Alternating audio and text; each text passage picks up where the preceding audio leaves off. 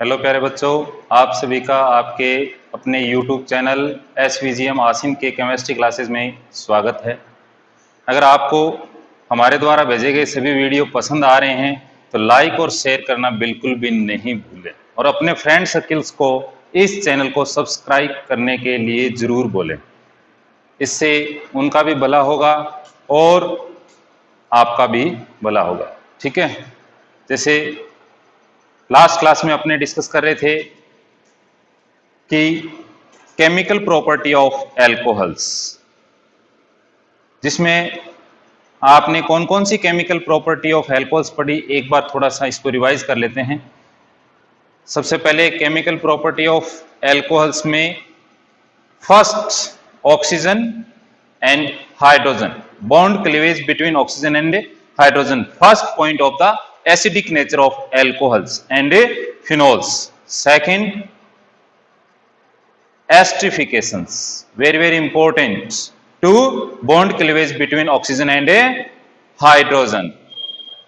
फिर हमने स्टार्ट किया था bond cleavage between carbon and oxygen. In this we are discuss at first, याद कीजिए, at first dehydration reaction, very important reactions, dehydration reaction, right, and mechanism in our syllabus, and 3-step complete to mechanism. And next we are discussing oxidations. Oxidation में मैंने आपको बताया था 2 reagent का very important role. First, chromium trioxide, isolation of aldehyde and ketones, very important oxidizing agents, and other oxidizing agent presents to alcohol oxidized in aldehyde, and these aldehyde oxidized in a carboxylic acid. So only isolation of aldehydes, right, and ketones. तो किसकी presence चाहिए अपने को? Chromium trioxide. एक मैंने नाम बताया था पीसीसी, पिरिडीनियम क्लोरोक्रोमेट्स। ये सभी बातें एक बार मैंने इस क्लास में दोबारा आपको रिवाइज करवा दी। अब हम पढ़ेंगे chemical reaction of phenols. Next topic, chemical reaction of phenol. तो आप सभी जानते हैं कि फिनोल की जो केमिकल रिएक्शन है वो कैसी होगी, ध्यान दीजिए। Phenol is a aromatic compounds and in which lone pair of oxygen conjugate with double bond of a benzene ring. So resonating structure we see in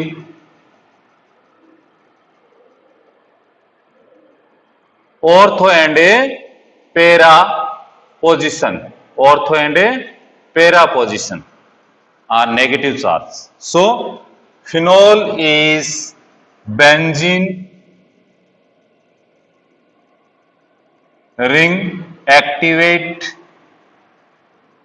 and ortho and para directing group.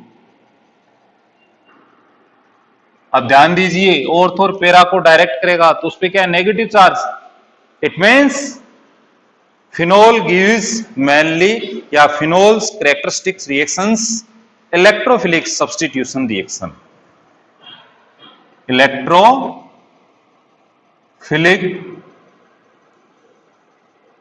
substitution reaction, right? So we are study chemical reaction of phenol. At first, remember the phenol is a aromatic compounds and gives electrophilic substitution reactions and benzene ring activating group and ortho para directing a.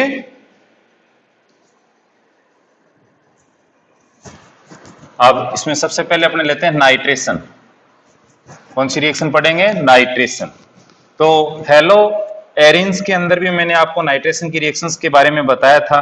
मैंने बताया था nitration का मतलब NO2 group add, ठीक है। हम reaction कौन सी पढ़ रहे हैं? नाइट्रेशन सबसे पहले। तो फिनोल, अब अगर इसकी रिएक्शन नाइट्रिक एसिड से होगी। नाइट्रेशन का मतलब ही क्या है? Nitric acid. अगर नाइट्रिक एसिड डाइल्यूट है तो और रूम टेम्परेचर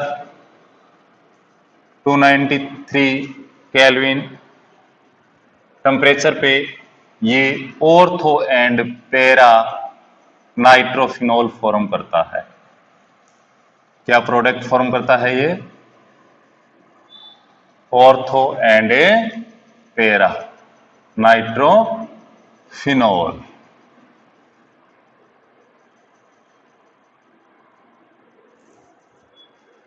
अब ध्यान से देखिए, we are study nitration.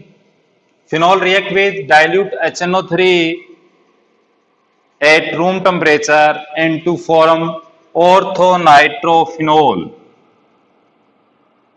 and paranitrophenol.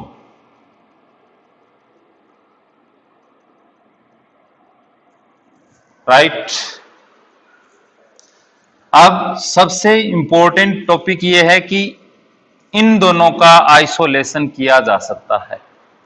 अब इनको हम कैसे आइसोलेट करेंगे?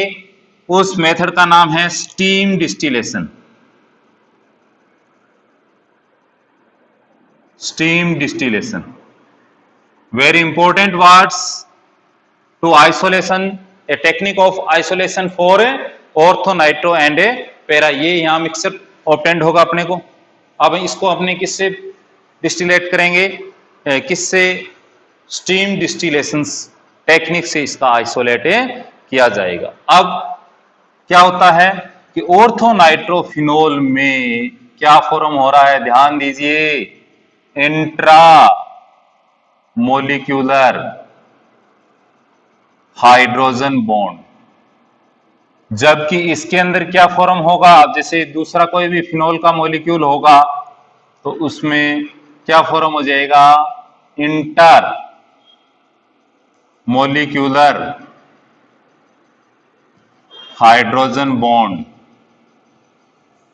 ध्यान दीजिए, in ortho nitrophenol form intramolecular hydrogen bond and paranitro intermolecular hydrogen bond.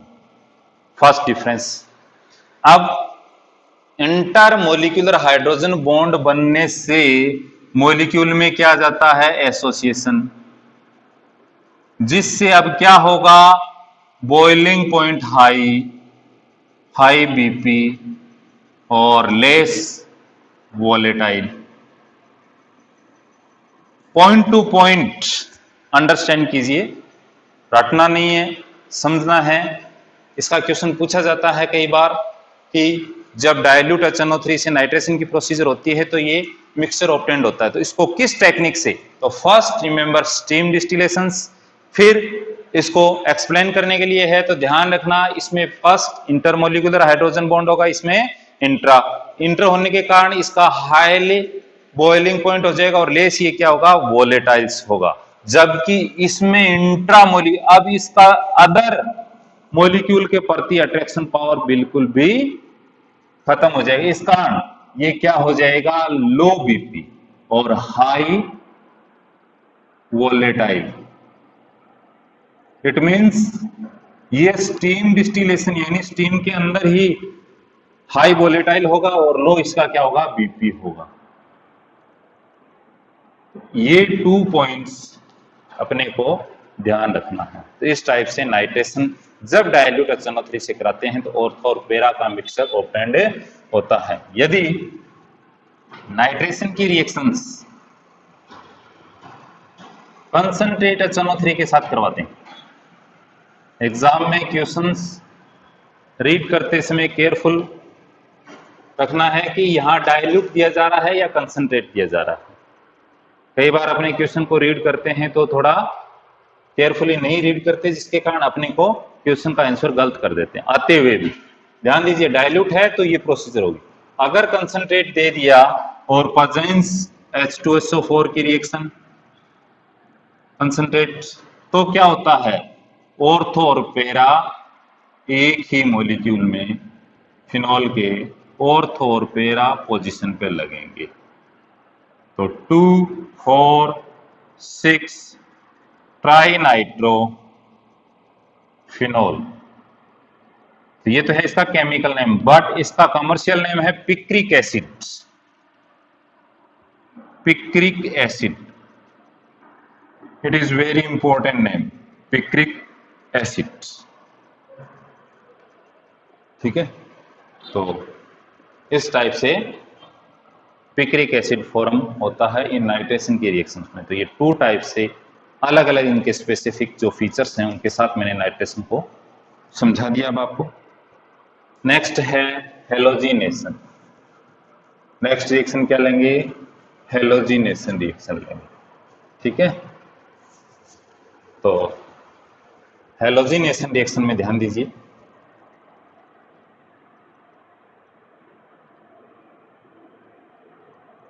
अगर हम फिनोल की रिएक्शन ब्रोमीन वाटर से कराते हैं, किससे करवाते हैं?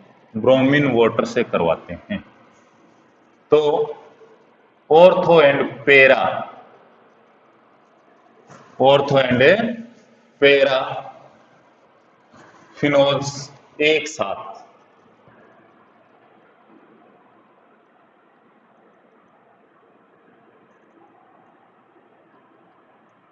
2,4,6 ट्राइब्रोमो फिनोल। ठीक है, और नॉर्मल टेम्परेचर चाहिए 278 केल्विन पे हो जाती है। अगर अपने को ऑर्थो और पेरा अलग अलग प्रोडक्ट फॉर्म करने हैं, अगर ब्रोमीन वाटर के साथ कराएंगे तब तो 2,4,6 ट्राइब्रोमोफिनोल्स अपने को ऑब्टेंड होगा, बट ऑर्थो एंड पेरा प्रोडक्ट अलग अलग चाहिए तो लेस पोलर सॉल्वेंट जैसे क्लोरोफॉर्म, कार्बन डाइसल्फाइड, टेम्परेचर कम रखना है इसमें भी, के प्रेजेंस में यदि रिएक्शन करवाते हैं तो ऑर्थो एंड पेरा प्रोडक्ट अलग अलग ऑब्टेंड होते हैं।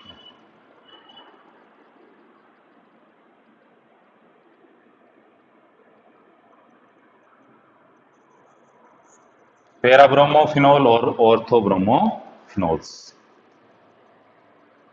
तो फिनोल का हेलोजिनेशन में आपने क्या देखा कि अगर ब्रोमीन वाटर के साथ फिनोल की रिएक्शन करवाई जाती है तो 2,4,6 ट्राइब्रोमोफिनोल्स बनेगा, और यदि ऑर्थो और पेरा अलग अलग चाहिए तो लेस पोलर सॉल्वेंट के अंदर रिएक्शन करनी पड़ेगी, यानी क्लोरोफॉर्म या फिनोल की कार्बन डाइसल्फाइड की प्रेजेंस में इसकी रिएक्शंस जब अपने ब्रोमीन से करवाते हैं तो ऑर्थो और पेरा ऑब्टेंड होता है।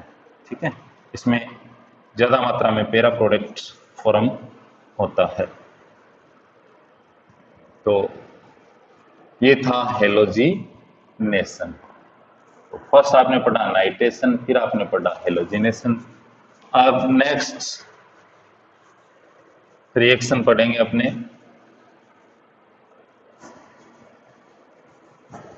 Kolbe reactions. नाम क्या है? Kolbe reaction. कोल्बे सिमिट नाम का एक साइंटिस्ट था, उसने फिनोल की रिएक्शन कार्बन डाइऑक्साइड, ध्यान दीजिए, रिएक्शन किसके साथ करवाएगी?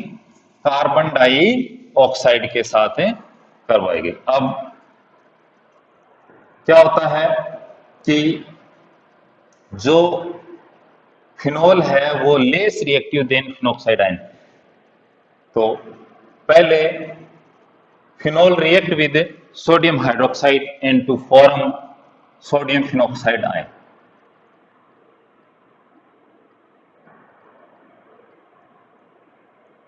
और अब ये क्या है, अब आपको पता है ये हाईली रिएक्टिव हो गया, ये क्या है? इलेक्ट्रोफाइल्स है, ये लो रिएक्टिव इलेक्ट्रोफाइल्स है, इसलिए इसकी रिएक्टिविटी इंक्रीज की जाएगी।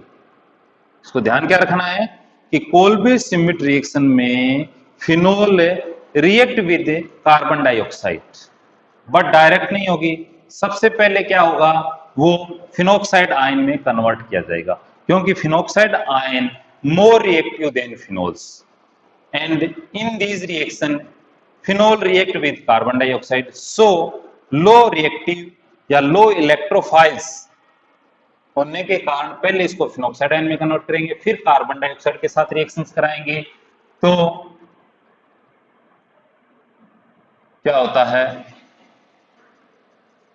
H पॉजिटिव के प्रेजेंस में करवाएंगे इसकी रिएक्शन, तो क्या फॉर्म हो गया, salicylic acid.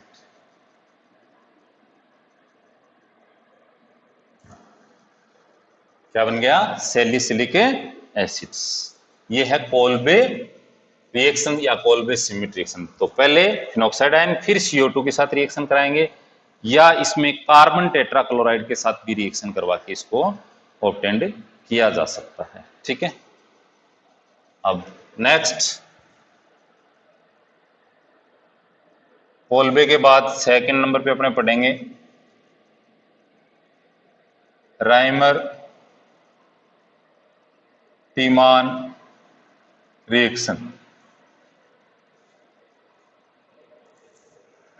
Rymer Tiemann reactions, very important name, ध्यान दीजिए। किसकी रिएक्शन है, फिनॉल की रिएक्शन है। किसके, मैंने बताया फिनॉक्साइड आयन में कन्वर्ट करना है। ठीक है, क्यों करना है, मोर रिएक्टिव के लिए। अब इसकी रिएक्शन क्लोरोफॉर्म से करवाते हैं। किससे करवाते हैं, क्लोरोफॉर्म से करवाते हैं। तो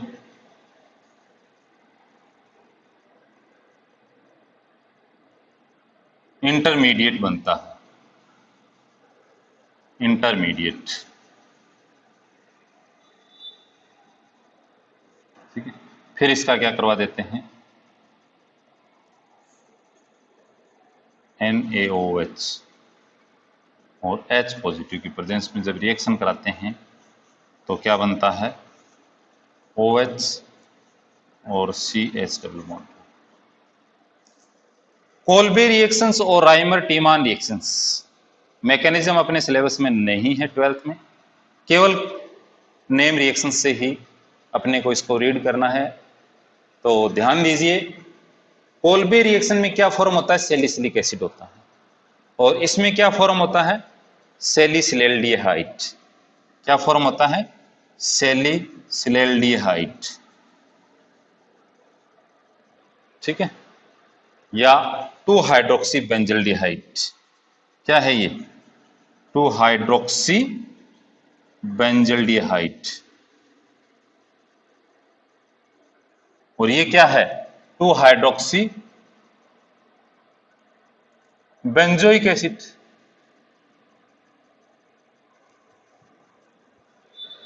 तो इसमें आप क्या देख रहे हो कि कोल्बे रिएक्शन और राइमर टीमान रिएक्शंस दोनों को एक साथ याद करना है।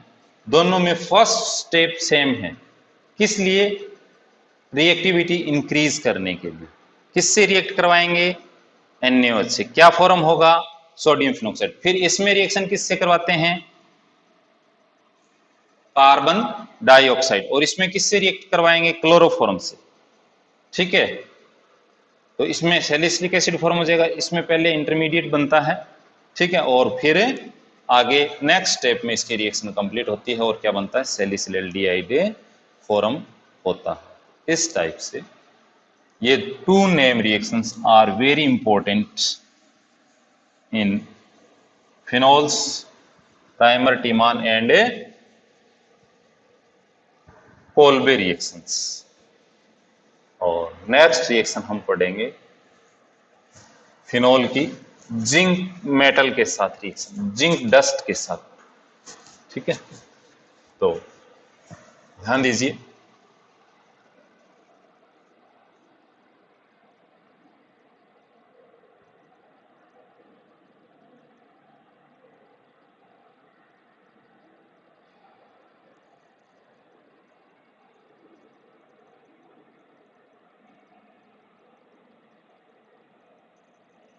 क्या देखा आपने, क्या फॉर्म हो गया, बेंजीन। किस टाइप की रिएक्शन है ये? रिडक्शन। ठीक है। और यदि इसका ऑक्सीडेशन करवाते हैं तो रिडक्शन की रिएक्शन है। अगर इसका क्या करवाते हैं? ऑक्सीडेशन, तो ऑक्सीडाइजिंग एजेंट होगा सोडियम डाइक्रोमेट Na2Cr2O7 की प्रेजेंस में क्या होता है?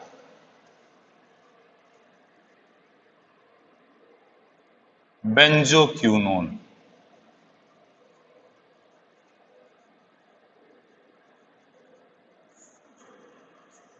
क्या फॉर्म होता है? बेंजोक्विनोन। तो ये थी इसके ऑक्सीडेशन और रिडक्शन की रिएक्शंस। तो ध्यान दीजिए, नाइट्रेशन, हेलोजिनेशन, फिर टू नेम रिएक्शंस कोल्बे और आइमर्टिमान, फिर रिडक्शन और ऑक्सीडेशन। रिडक्शन करवाते हैं जिंक तो ये बेंजीन में चला जाता है, और ऑक्सीडेशन करवाते हैं तो ये क्या फॉर्म करता है? बेंजोक्विनोन्स। इस टाइप से total chemical reactions of phenols का जो टॉपिक है वो अपना क्या होता है? कंप्लीट होता है। ठीक है। अब इसके आगे कमर्शियल पॉइंट व्यू से मेथेनॉल और एथेनॉल का एक थ्योरेटिकल पॉइंट्स दिया गया है, वो एनसीईआरटी टेक्स्ट बुक से आप डायरेक्ट रीड करोगे। उसमें टू टाइप से ध्यान करना है। मेथेनॉल है तो एक फॉर्मेशन है उसका, और दूसरा एथेनॉल का है। ठीक है। तो इस टाइप से अपने को उसका कंप्लीट रीड करके नोट्स फॉर्म करना। नेक्स्ट टॉपिक लेते हैं ईथर। अब इसमें सबसे पहले फॉर्मेशन, प्रिपरेशंस फ्रॉम एल्कोहल्स।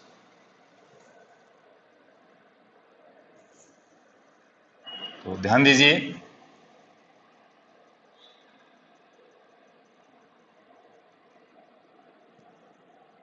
क्या लिखा मैंने? एथेनॉल।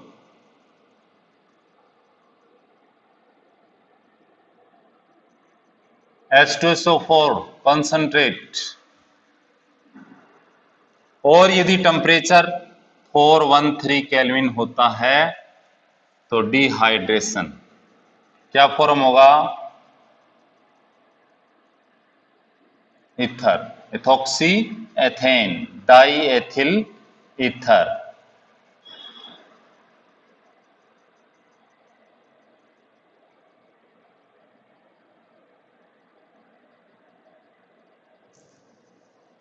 डाई एथिल ईथर या इथॉक्सी एथेन।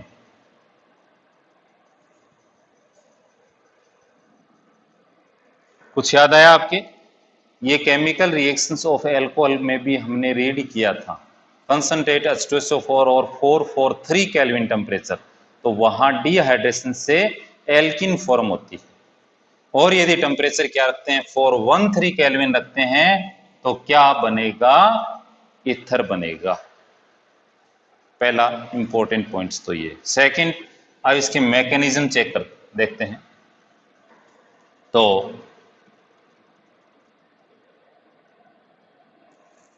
सबसे पहले प्रेजेंस ऑफ एसिड है। एसिड क्या करता है? Proton donate, give proton. अब क्या है, ये जो प्रोटॉन है ये सबसे पहले एल्कोहल मॉलिक्यूल के साथ ऐड होता है, तो क्या फॉर्म होगा? Oxonium ion. तो फॉर्मेशन ऑफ प्रोटोनेटेड एल्कोहल और ऑक्सोनियम आयन। ठीक है, ध्यान दीजिए।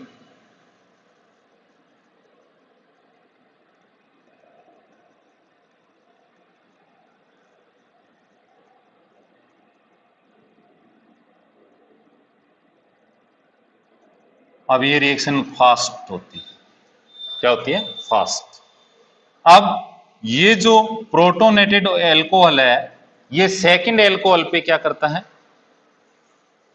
जो सेकंड एल्कोहल है उसका लोन पेयर ऑफ इलेक्ट्रॉन्स इस पे अटैक करता है। तो सेकंड जो स्टेप आएगा वो क्या आएगा अपना? तो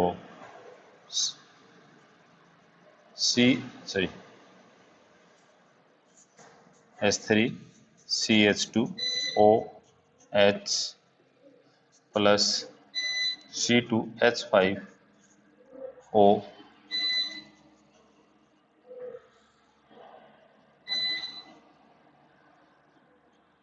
क्योंकि इस ऑक्सीजन पे पॉजिटिव चार्ज है, ठीक है, ये पॉजिटिव चार्ज ऑक्सीजन पे आते ही ये इसको as a leaving two water molecule बाहर क्या करेगा, H2O को। तो किस टाइप का हुआ, डिहाइड्रेशन प्रोसेस। अब ये जो स्टेप होता है वो स्लो स्टेप होता है। इसमें आप क्या देख रहे हो, एक तो प्रोटोनेटेड एल्कोहल और एक एल्कोहल, दोनों क्या कर रहे हैं, पार्टिसिपेट कर रहे हैं। तो ये जो रिएक्शन की मैकेनिज्म है वो किस टाइप की होती है, SN2 सब्स्टिट्यूट है, ठीक है। तो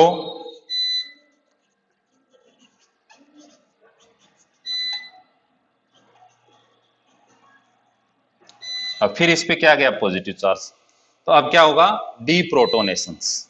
तो थर्ड स्टेप क्या जाएगा, डीप्रोटोनेशन।